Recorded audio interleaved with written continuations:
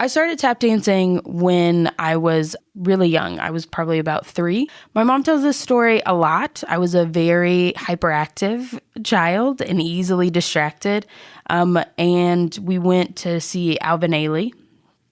And she and my sister had planned to take shifts in a sense, right? Who would take me out when I started getting distracted and making too much noise.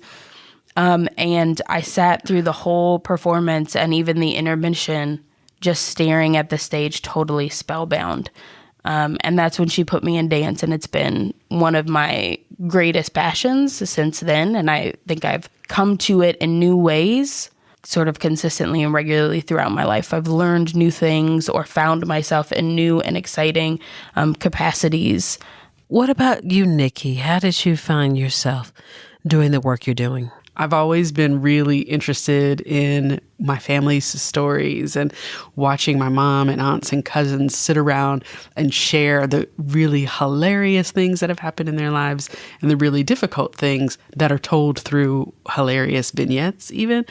But because there's something about gaining the information of getting the history of what happened, but there's also the deep meaning making, the stories underneath the stories that I was always interested in.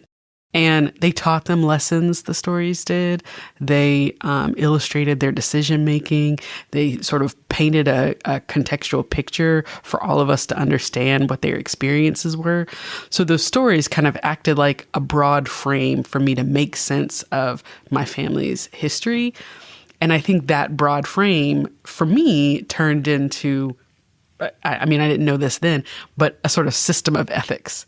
Right? So what seems right and wrong in this space, not in the larger Black culture, in the larger, state of South Carolina or in the United States or in the world, but in my family at this time, given these circumstances, what felt good and right. And I think always being interested in that has been a foundation to why I study and think the way I do.